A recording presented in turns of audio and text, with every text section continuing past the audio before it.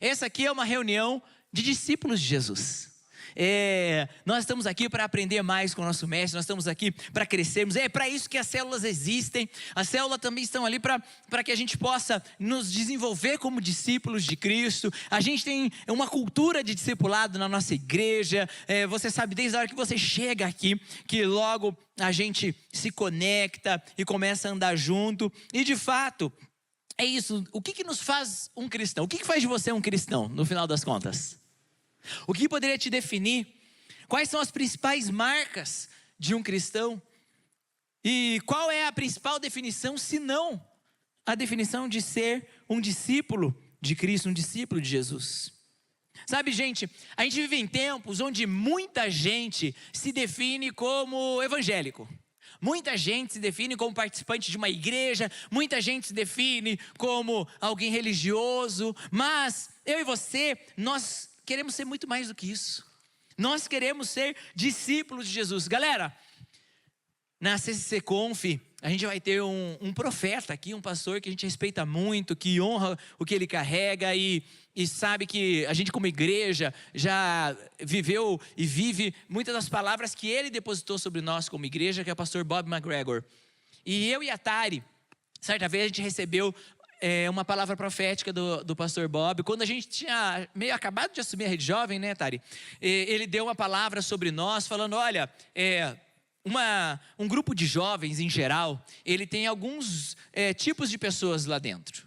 Ele tem as pessoas que frequentam, são frequentadores do culto. Pessoas que estavam lá, passaram pela igreja, ficaram sabendo de um culto legal e são frequentadores do culto. Existem aqueles que são membros da igreja. A pessoa, às vezes os pais vêm na igreja, eles já vieram desde criança na igreja e eles estão lá no grupo de jovens porque eles são membros daquela igreja e esse é o grupo que os membros jovens participam. E existe lá, normalmente, o menor grupo, que é o grupo de discípulos, que são aqueles jovens que estão lá porque eles querem ser realmente discípulos de Jesus. E aí a palavra que ele nos deu foi, vocês talvez não terão o maior grupo de jovens da sua cidade, não terão um ministério de renome no seu país, mas Deus vai dar para vocês um grupo de discípulos, e vocês vão ter essa pirâmide invertida. A maior parte dos jovens lá no culto de vocês será de jovens discípulos de Jesus. Quantos recebem essa palavra? E essa é uma oração, essa palavra tem sido rema de direção para as nossas vidas. A gente tem se movido nela, andado nela, crido nela. E eu quero declarar isso sobre você essa noite. Eu quero que você venha crer comigo agora nessa palavra, que nós somos um grupo de discípulos de Jesus. Galera, a gente não se reúne aqui só porque tem uma música legal e tem uma música muito boa aqui. A gente não se reúne aqui só porque temos um grupo de amigos e temos muitos amigos aqui. Nós nos reunimos, o que nos conecta, o que nós temos em comum nós temos um coração disposto a ser discipulados por Jesus. Nós queremos ser discípulos de Cristo, amém? É isso que queremos, é isso que cremos. Uma vida de entrega e transformação diária. E é um pouco disso que eu quero falar, sobre um cristianismo que é baseado no discipulado. Dietrich Bonhoeffer, eu sempre falo dele aqui, ele tem uma frase muito boa que eu gosto, que é: cristianismo sem discipulado é sempre um cristianismo sem Cristo. Hoje em dia a gente vê, não é hoje em dia, na verdade isso sempre aconteceu, né? De fato, a gente vê Paulo advertindo em relação a isso, de não ser imaturo a ponto de se mover por qualquer vento de doutrina. Quando Paulo escreveu isso, ele estava apontando para pessoas imaturas que vivem de acordo com o vento, indo de um lado para o outro, se movendo, não se estabelecendo com seus pés na rocha que é Cristo. E amados, um cristianismo sem discipulado, sem um crescimento real no caráter, no amor à palavra, no amor a Jesus. Um cristianismo sem discipulado será um cristianismo sem Cristo, será um cristianismo baseado em emoções, será um cristianismo baseado em necessidades, será um cristianismo baseado em coisas vazias. Por isso o Senhor nos chama, e é disso que a gente quer falar um pouco hoje. Abre comigo aí a sua Bíblia lá no livro de Lucas, capítulo 14. Hoje a gente vai ler juntos alguns versículos onde Jesus falou sobre o discipulado, onde Jesus falou aos discípulos sobre ser discípulo. E conforme a gente vai aprendendo o que Jesus falou aos discípulos sobre o ser discípulo, a gente vai ir aí aprendendo e, enfim, entendendo o que o Senhor quer falar conosco.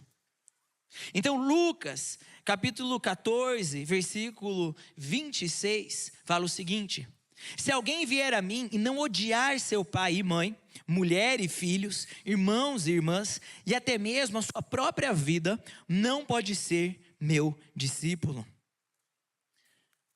O que significa esse texto? O que significa esse texto? Então Jesus, na hora de chamar eu e você para ser discípulo, quem quer ser discípulo de Jesus? E quando ele está nos chamando para sermos seus discípulos, ele está falando, aquele que não odiar pai e mãe, mulher, filhos, não pode ser meu discípulo. Então, estaria Jesus ensinando o ódio? Será que, então, para mim, um critério para eu ser considerado discípulo de Jesus, eu tenho que odiar a Atari? Eu tenho que odiar os meus pais? Eu tenho que odiar o Nicolas, a Emily?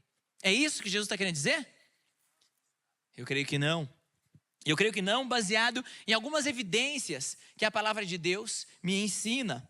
O primeiro é a questão do contexto do estilo de ensino de Jesus e aquilo que ele ensinou.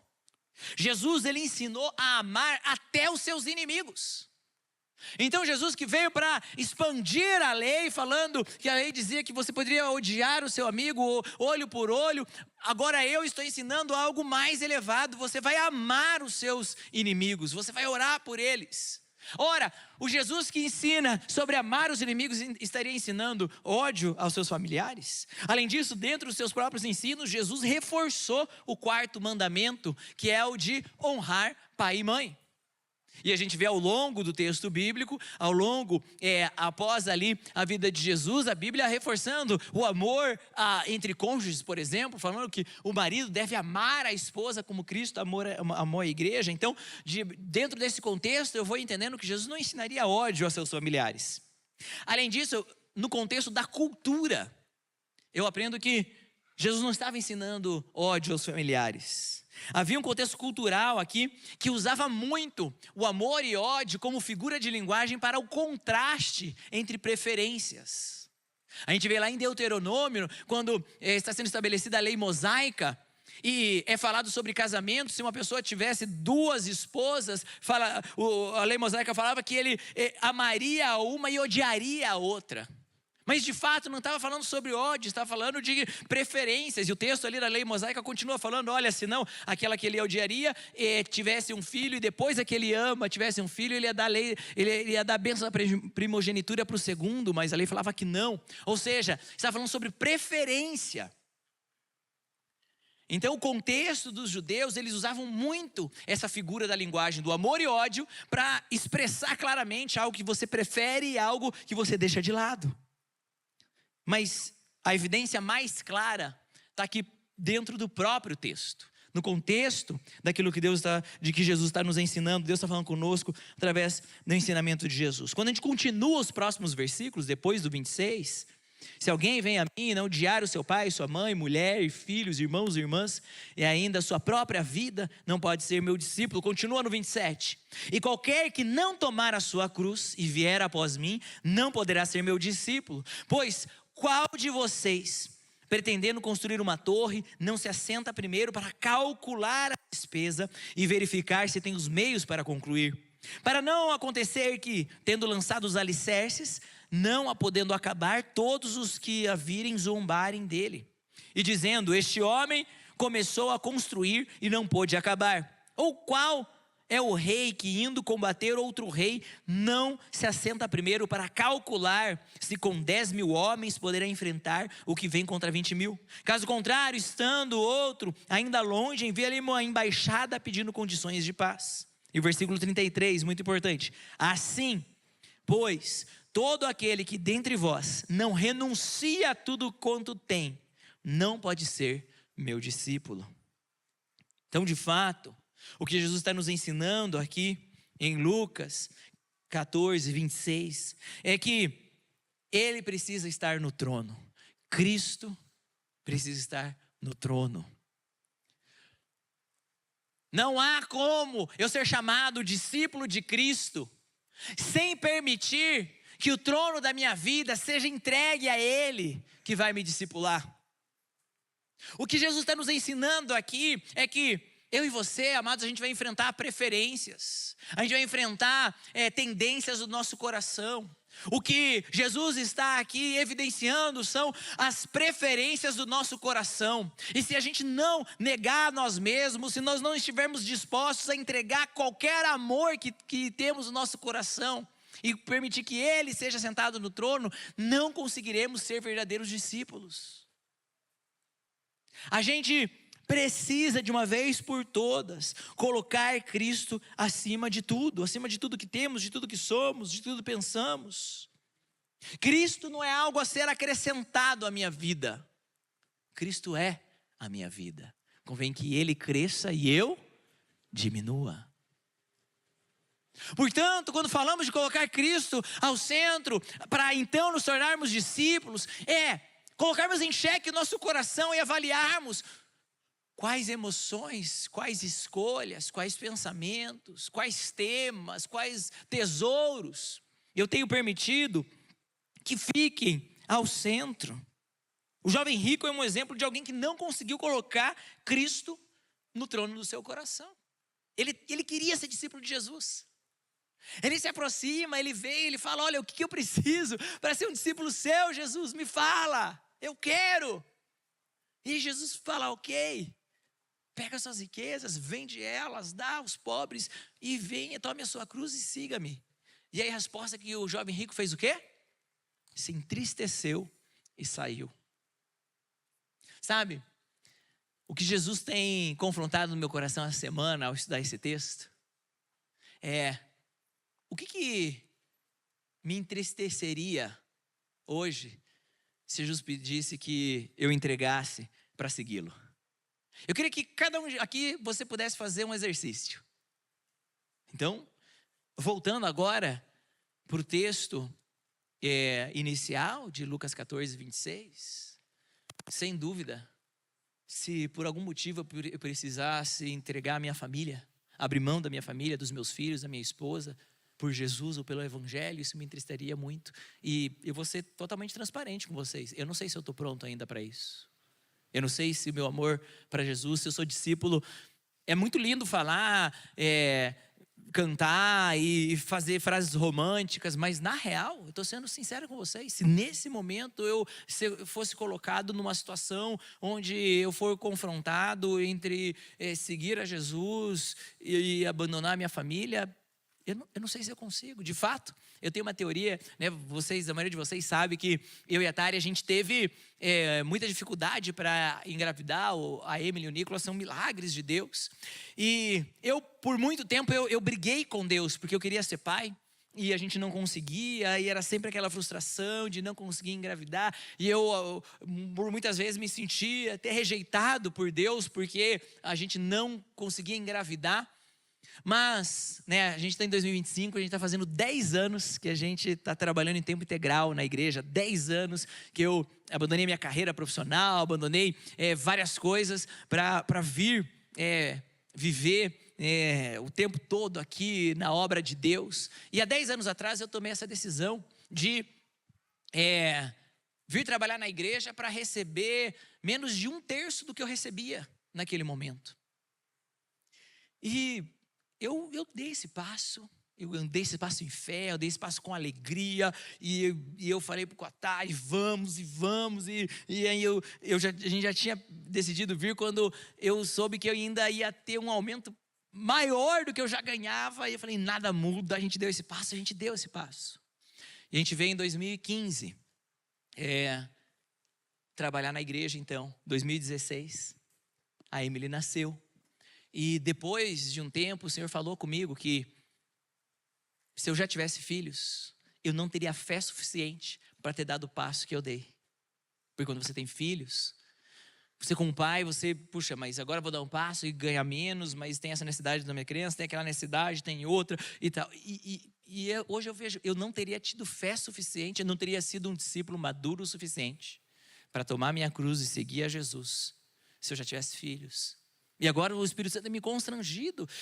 A gente assistiu um filme recentemente que mostrou ali uma perseguição a pastores, e um pastor vai lá e se posiciona na palavra de Deus e confronta a situação. Então vem pessoas o prender na casa dele, ou arrancar na frente da esposa, na frente do filho. A família fica lá chorando e ele sai resoluto, sabendo que ele não ia, e até dão uma porta ali de saída para ele. Se você negar isso, se você fizer isso, não, pode me levar. E olha para o filho, fala, vai ficar tudo bem. Olha para a esposa, fala, vai ficar tudo bem. Vai preso. E aquilo tem me confrontado. Eu quero ser um discípulo que tem uma fé, que tem um nível de compromisso com o Senhor, que coloca Jesus ao centro, no trono, a ponto de que dizer que eu preciso de ti mais do que tudo não seja apenas uma frase romântica de uma canção que eu conto aos sábados, mas seja uma verdade. Amados, eu e você precisamos colocar Jesus ao centro. Isso é discipulado. Discipulado é um processo onde uma pessoa comum é levada a ter uma fé extraordinária, a ponto de confiar tudo que tem, tudo que é ao seu mestre. Quando Jesus é a prioridade, tudo se alinha. Mateus 6 fala sobre as ansiedades. E vai falando sobre as ansiedades, né? E vai levando, então, eu e você, aí irmos olhando para a natureza, olhar os pássaros que não semeiam, nem ceifam, mas se alimentam, olhar as plantas no campo que não tecem, mas se vestem da forma mais bela. E vai falando sobre a gente não ficar ansioso com as coisas desse mundo, mas quando chega ali em Mateus 6, no versículo 33, se eu não estou enganado, deixa eu pular lá rapidinho. Mateus 6, no versículo 33, que diz: buscai, pois, em primeiro lugar o seu reino e a sua justiça, e todas as outras coisas lhe serão acrescentadas. Isso me mostra que quando Jesus está no centro, quando eu entrego o trono para Ele, todo o resto se alinha. Muitas vezes a gente tenta fazer o contrário. A gente tenta primeiro alinhar tudo, ajustar tudo com a própria mão. Eu vou ajustar tudo com a própria mão, eu vou cuidar de tudo e tudo mais. E quando tudo estiver bem ajustado, alinhado, cuidado, aí eu posso então entregar o trono para Jesus. Amados, é o contrário. Primeiro eu permito Ele estar no trono. E depois eu percebo Ele sendo o provedor de tudo. Eu creio que tem muito jovem aqui que você precisa tomar uma decisão hoje. Ser um discípulo real de Jesus. Permitir que Ele sente ao trono e deixar que Ele cuide das suas emoções, das suas preocupações, daquelas coisas que você tem tido o controle total, do seu futuro, quem sabe. O que tem competido com Cristo pelo primeiro lugar na minha vida? Será que eu tenho renunciado o que é necessário para seguir a Jesus? Será que tem alguma coisa do velho homem que tem revisitado muitas vezes? A gente, mesmo com muita bagagem na vida cristã, com muitos quilômetros nessa caminhada, a gente vai permitindo qualidades do velho homem voltar a ter espaço no trono. Práticas, posturas, sentimentos, comodismos, apatias, coisas que já foram vencidas em algum momento. O discipulado é exatamente um relacionamento constante com Jesus, a ponto de eu preciso tomar a decisão diariamente, diariamente eu preciso tomar a minha cruz. Irmãos, diariamente eu preciso convidar Jesus a sentar no trono novamente. Eu não sei como é para você, mas comigo, se eu deixar, mesmo depois de quase 25 anos, esse ano faz 25 anos que eu entreguei a minha vida para Jesus. e coisas que eu sei tão claramente na minha mente, de repente eu percebo aquilo sentando de volta, e eu tenho que diariamente falar: Senhor, afasta isso de mim. Senta no seu trono novamente. Levanta suas mãos comigo. Feche seus olhos. Pai, em nome de Jesus, nós nos rendemos hoje, Senhor. Nós queremos ser seus discípulos. Nós queremos que o Senhor sente no seu trono. Deus, a nossa vida é tua, Jesus, te pertence, Deus. Pai, o que é que tem tomado espaço, o que é que tem voltado a tomar espaço, nós te entregamos mais uma vez, Senhor Jesus. Nós queremos, Deus, ver pela tua graça e tua misericórdia, a tua mão, Senhor, tomando conta novamente, em nome de Jesus. Se você crê nisso, diga amém. Vai comigo em João 8 agora. João 8, no versículo 31, é mais um texto o qual Jesus fala sobre discipulado, sobre ser discípulo. Ele diz: disse pois Jesus aos judeus que haviam crido nele: se vós permanecerdes na minha palavra, sois verdadeiramente os meus discípulos. Se permanecerdes na minha palavra, vocês são verdadeiramente os meus discípulos. Quem é a palavra? Porque o verbo se fez carne e habitou entre nós. Aquele que é a palavra se fez carne e habitou entre nós. O próprio Jesus, ele é a palavra. Nós precisamos ter Jesus como alvo. Cristo precisa ser o nosso alvo. Como o texto lá de Hebreus 12, 2, que nos ensina o seguinte: olhando firmemente para o autor e consumador da fé, Jesus, o qual, em troca da alegria que lhe estava proposta, suportou a cruz, não fazendo caso da vergonha, e está sentado à destra de Deus. Amados, eu e você precisamos caminhar constantemente com Jesus sendo a nossa base. Se queremos ser fiéis até o fim, precisamos nos apegar nele, que é a palavra. Eu e você precisamos estar com os nossos olhos fixados em Cristo, fixados nas Escrituras, olhando essa palavra que é digna de aceitação, verdadeira, fiel, justa. Ou seja, a juventude, a sua vida, o seu dia a dia é muito intenso. A vida de um jovem é muito intensa. Suas emoções você está provavelmente na fase mais intensa do seu confronto com as suas próprias emoções. Você provavelmente está na fase mais intensa do seu confronto com frustrações. Provavelmente, assim, a maioria de todos que estão sentados aqui, quase que diariamente você é confrontado com alguma frustração, ou seja, alguma coisa que não está do jeito que você gostaria. Você provavelmente todos os dias é confrontado com algum nível de crise na emoção. Não estou falando que você vai para o fundo do poço todo dia, mas provavelmente todo dia tem alguma coisa que ativa algo, que toca, que aperta um botãozinho, e você precisa lidar com isso. Provavelmente você é confrontado com desafios diversos diariamente, seja financeiros, seja de incertezas profissionais, acadêmicas. E a vida do jovem, ela é extremamente intensa. Muitas vezes você tem que fazer muito com pouco, muitas atividades com pouco tempo no dia, muito boleto para pagar com pouco dinheiro na conta, muita fome para alimentar com pouca coisa no VR. E você está nesse momento, nesse turbilhão, nessa fase de tanta coisa para lidar.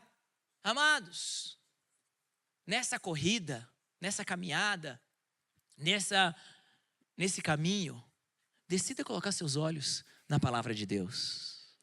Decida voltar para aquilo que Jesus fala ao seu respeito.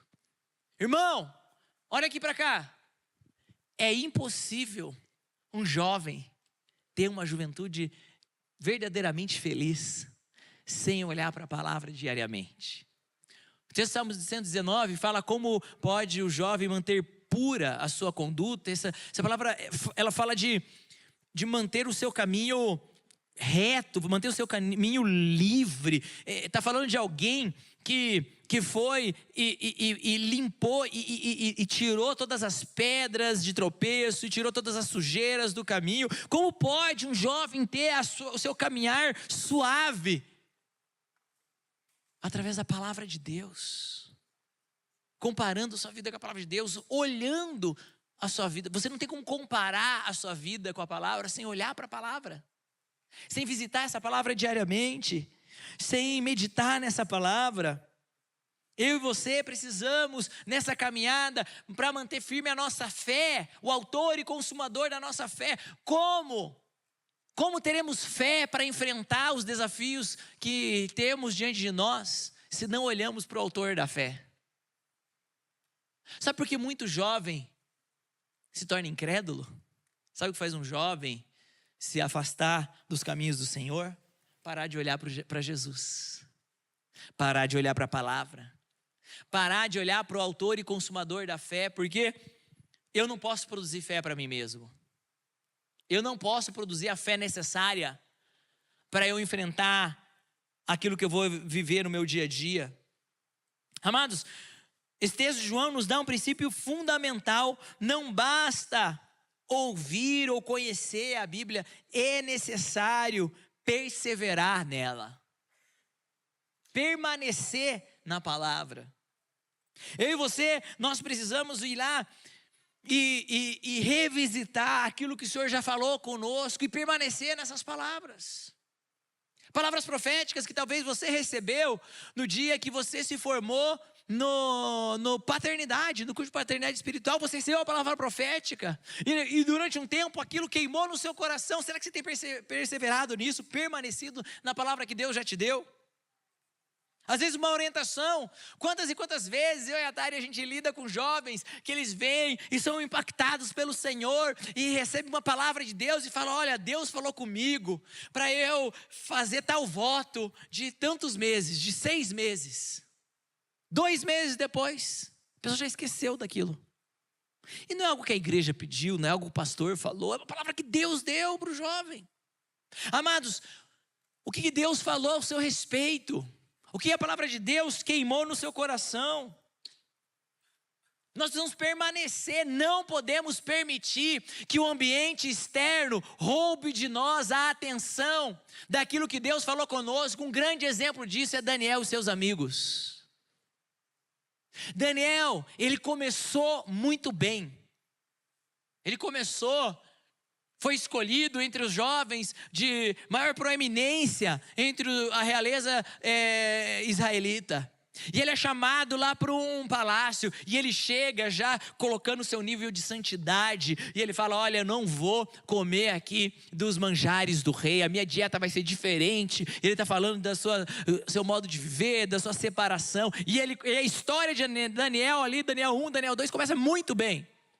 Mas Daniel não só começou muito bem, Daniel permaneceu muito bem, continuou, terminou muito bem. Ele permaneceu na palavra. E aí, quando ele está diante de uma situação onde ele pode ser jogado para ser comido pelos leões, sabe o que ele escolhe? Ele escolhe permanecer na palavra. Quando seus amigos estão diante de uma situação onde eles têm o perigo de ser jogado no meio de uma fornalha, sabe o que eles fazem? Eles permanecem na palavra. Porque o jovem sábio, ele não apenas ouve a palavra, ele não apenas se emociona com a palavra, ele não apenas começa uma vida na palavra, ele permanece na palavra. E eu creio que se Deus quer fazer de nós um grupo de discípulos de Cristo, Ele está fazendo de nós um grupo de jovens que permanecem na palavra de Deus. Pai, em nome de Jesus, nós rejeitamos hoje, Deus, toda mentira do diabo falando que jovem é inconstante, que jovens são fracos, que jovens são rasos, que adolescentes não conhecem. Pai, nós negamos essas palavras no nome de Jesus. Nós declaramos, Deus, que esses jovens são fortes, porque a palavra de Deus habita neles, Deus. Eles vão permanecer na palavra. Amados, que esse retorno das células, que você, essa semana, voltando a se reunir na célula, seja uma uma lembrança das palavras que Deus já te deu. Vocês vão orar uns pelos outros lá na célula, declarando as palavras de Deus, que Deus já compartilhou sobre vocês. Você vai chegar naquela reunião e você vai se lembrar o homem de Deus que você é, a mulher de Deus que você é. Se durante esse verão, se durante essas férias, em algum momento você se esqueceu disso, em nome de Jesus, levanta. É por isso que nós andamos juntos, porque se um cai e outro levanta. Essa noite eu creio que Jesus está pegando na mão de alguns jovens que por acaso caíram nesse final de ano, e Ele está te levantando para você voltar a ser o homem e a mulher de Deus que você é. Permaneça na palavra. Independente da pressão do mundo, independente do que acontece lá fora, das vozes do exterior, nós vamos andar com os nossos olhos em Cristo. Já que a gente abriu em João, pula aí umas páginas para João 13. Vamos para um outro versículo que Jesus fala sobre o ser discípulo. João 13, 35. Fala o seguinte: nisto conhecerão todos que são meus discípulos, se tiverem amor uns aos outros. Nisto conhecerão todos que são meus discípulos, se tiverem amor uns aos outros. E Jesus, ele está falando isso não da boca para fora. Jesus, ele não é daquele coach da internet que ensina algo que ele nunca viveu. Jesus, ele é o modelo. Ele está falando sobre amar uns aos outros, porque ele entregaria a vida dele por amor a seus amigos, por amor a seus discípulos, por amor a seus inimigos, por amor ao ladrão que estava do lado da cruz. Jesus entende de amor. Jesus entende de amar. E ele se faz como modelo. Cristo é o nosso modelo de amor. Jesus falou que o amor entre os seus discípulos seria, amor entre seus seguidores seria a evidência de que somos os seus discípulos. Esse é o modelo do amor.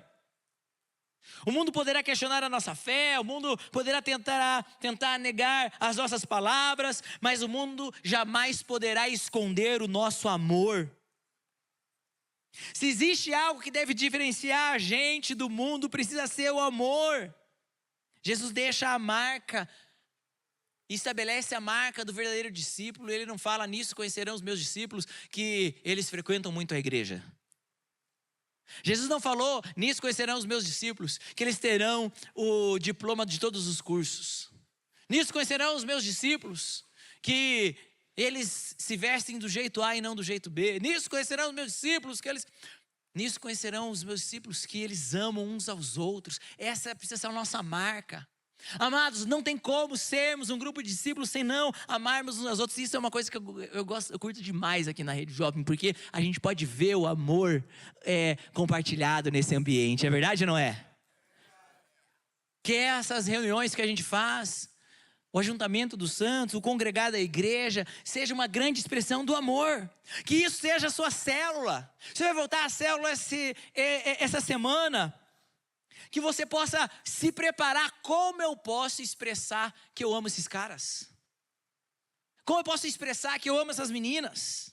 Como eu posso demonstrar que eu não estou aqui por obrigação, eu não estou aqui para receber a liberação para participar de um ministério, eu não estou aqui porque é assim que se faz na minha igreja. Eu estou aqui porque eu amo essas pessoas, eu amo elas mesmo com os defeitos delas, eu amo elas mesmo quando elas não me entendem, eu amo elas mesmo quando a gente não é igual. Eu amo porque eu sou um discípulo de Jesus, e Jesus, ele amou quem não amava, ele amou quem era diferente dele, ele amou quem não correspondia, ele amou e deixou a marca, o modelo dele. O amor faz parte da identidade do discípulo. O amor não é uma tarefa do discípulo. Nisso conhecerão que são os meus discípulos. É um padrão estabelecido pelo próprio Cristo. Portanto, não deveria jamais ser considerado como opcional. Nisso conhecerão que são os meus discípulos, se vos amardes uns aos outros. Ou seja, o mundo vai saber que pertencemos a Cristo pelo amor que demonstramos uns aos outros. Muitas vezes, a forma que expressamos o amor um ao outro é a maior pregação que a gente pode fazer para uma pessoa que está chegando aqui pela primeira vez. Ah, pastor, mas você não sabe quão imatura é essa pessoa. Você não sabe o que ele fez. Recentemente, fizeram, me cercaram porque acharam que uma pessoa tinha feito uma conduta muito errada, e estavam lá, e pastor, e não sei o quê, e que se não tirar essa pessoa, eu não vou voltar, não sei o quê. Eu virei e falei, o que você quer que eu faça? Quer que eu traga uma cruz aqui? Quer que eu leve lá na Rede Jovem, bote uma cruz, vamos pregar todo o cara lá? É isso? Amados, o nosso amor, a maior medida do nosso amor, ela não se expressa quando eu estou retribuindo a bondade de alguém, ou estou retribuindo a empatia que alguém tem por mim e eu tenho por ela. A medida do meu amor é verdadeiramente expressa no dia que alguém falta comigo, no dia que alguém falha comigo, no dia que alguém não merece ser amado, e eu, porque eu sigo o modelo de Jesus, eu escolho amá-lo. Jesus amou os seus amigos, amou os seus discípulos. Mas para mim a maior pregação do amor de Jesus é quando ele está pregado na cruz com dor, e ele decide apoiar os seus pés nos pregos, puxar um fôlego de um pulmão perfurado para poder falar: Pai, perdoa-os, porque eles não sabem o que fazem. Aqueles que estavam blasfemando, xingando, cuspindo. É nesse momento que o amor é medido.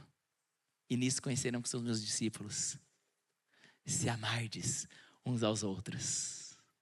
E talvez aquela pessoa que eu mais tenho evitado, porque é a quem eu menos gosto, talvez essa é a pessoa com quem eu mais deveria estar conectado, porque é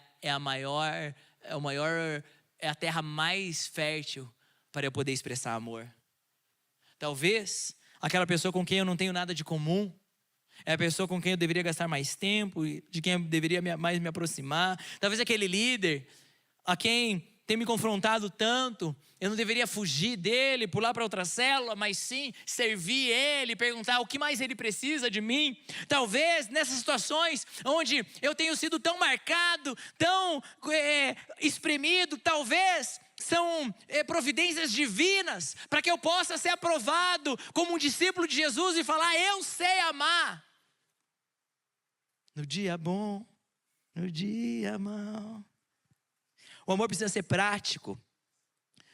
O amor verdadeiro, ele não se limita apenas a palavras, mas ele se expressa em ações concretas. A gente tem o exemplo bíblico do bom samaritano. Quando Jesus vai nos deixar o exemplo, ele fala daquele que não apenas olhou e viu, mas aquele que se abaixou, que pegou, que colocou o seu recurso para a restauração do homem, que se preocupou, foi até a hospedaria, voltou 3 dias depois, pagou a conta. Amados, quantos amam seus irmãos? Quantos amam os irmãos que Deus tem colocado na sua célula e na sua igreja? Eu preciso expressar isso e fazer desse amor um amor prático. Preciso buscar água para o meu líder. Ah, boa, Gabriel. Hoje de manhã nós tivemos a Thanksgiving Run.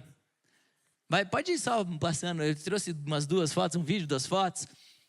E essa manhã a gente estava ali, 160 pessoas que decidiram investir do seu dinheiro, que decidiram acordar cedo, que decidiram encarar as subidas do bairro alto.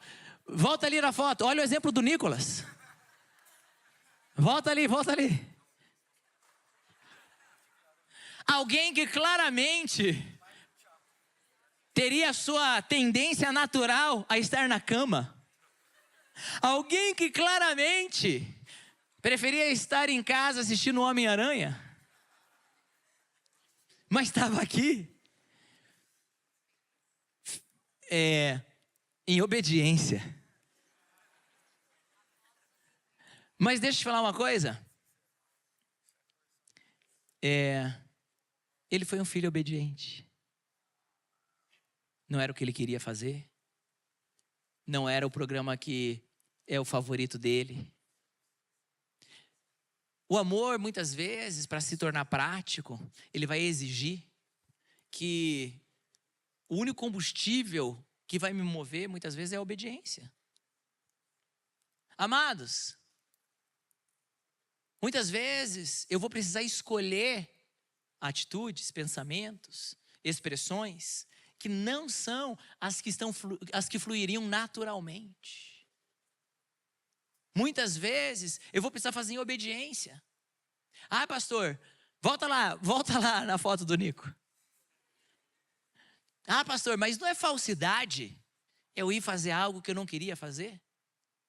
Eu chamo de obediência. Eu chamo de transformar o amor em amor prático. Seria falsidade, então, a gente olhar para Jesus que está falando para o Pai, se possível, afasta de mim esse cálice. Mas que seja feita a sua vontade. E muitas vezes, vamos falar a verdade, muitas vezes, para amar, o amor muitas vezes é um cálice amargo de ser bebido, duro de ser tomado. Mas aquele que vir após a mim, que tome a sua cruz, negue-se a si mesmo e siga-me. Eu estou falando sorrindo, viu? Põe a mão no coração, dá um sorriso para Jesus e fala: Senhor Jesus, muito obrigado pelo privilégio que eu tenho de escolher a obediência, mesmo quando eu precisar matar minha própria carne, em nome de Jesus. Vamos encerrar com o versículo 8 de João 15. João 15, 8. Nisso é glorificado meu Pai, em que deis muito fruto, e assim vos tornareis meus discípulos. Então, uma outra forma que Jesus está nos ensinando aqui através de João, de eu ser considerado um discípulo, é quando Cristo é glorificado. Nisso é glorificado meu Pai. Quando eu glorifico a Deus, quando eu glorifico a Cristo, como eu glorifico Ele? Através de frutos.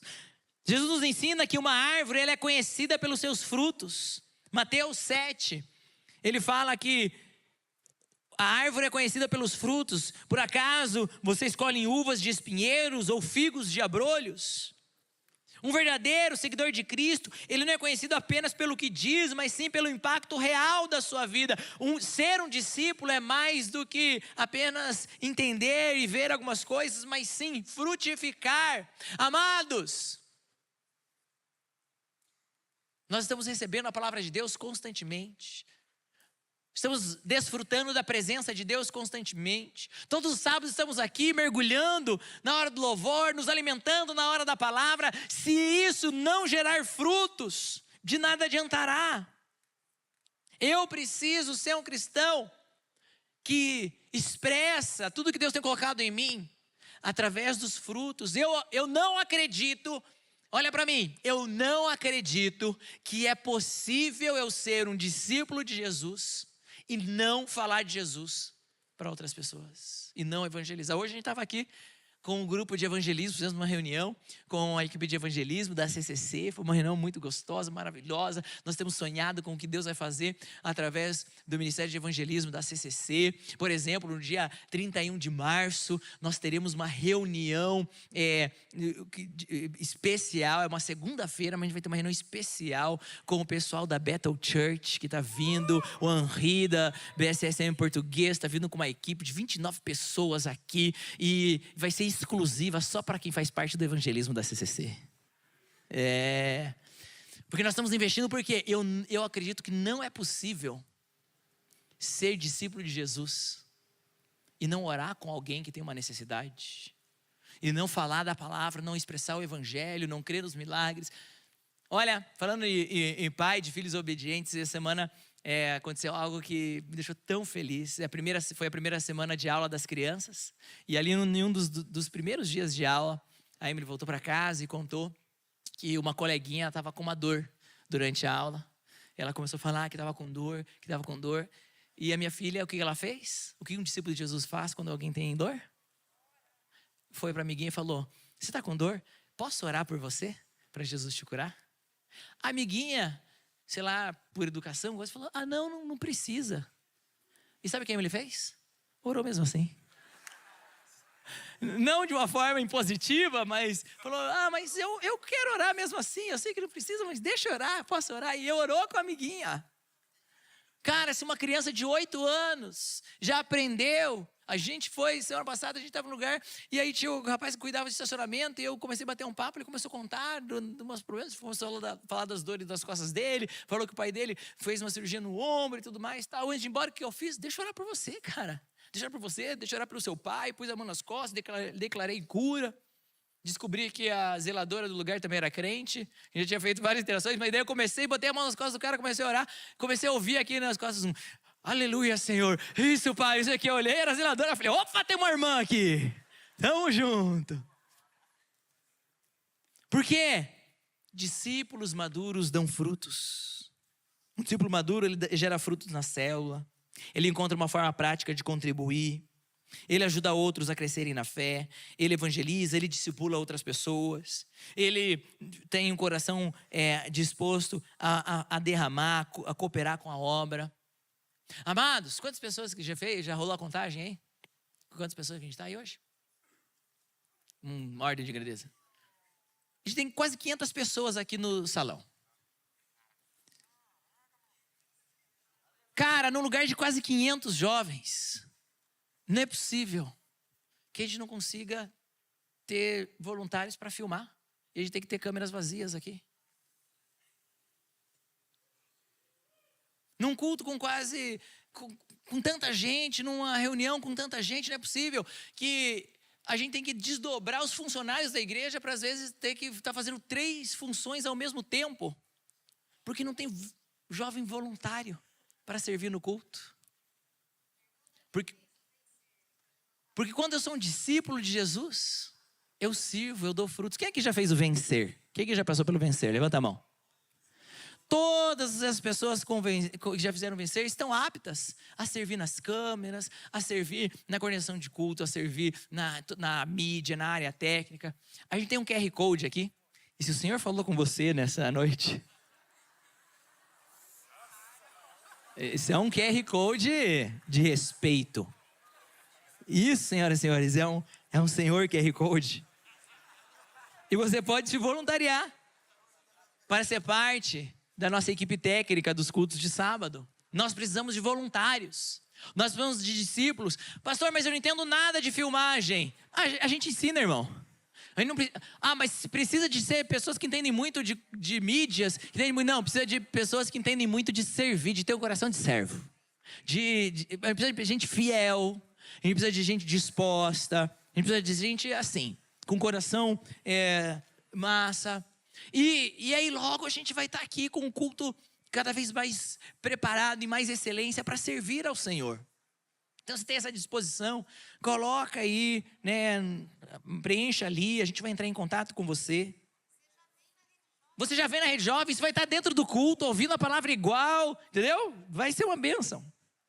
Agora, como eu posso servir também na célula? Porque talvez o seu líder de célula, às vezes, não vai ter ali a abertura e a oportunidade para fazer um ataque de oportunidade, como eu fiz aqui agora. Às vezes, o teu líder de célula, ele tem ali necessidades que estão passando desapercebidas. Você já perguntou recentemente para o seu líder de célula, e aí, líder, como eu posso te servir? Para o seu assessor? Para o seu discipulador? Como que eu posso dar um fruto para um amigo seu? Cara, pergunta óbvia para um amigo. Vira pro teu amigo que está aí do teu lado e fala, cara, tem alguma coisa que eu posso te ajudar essa semana?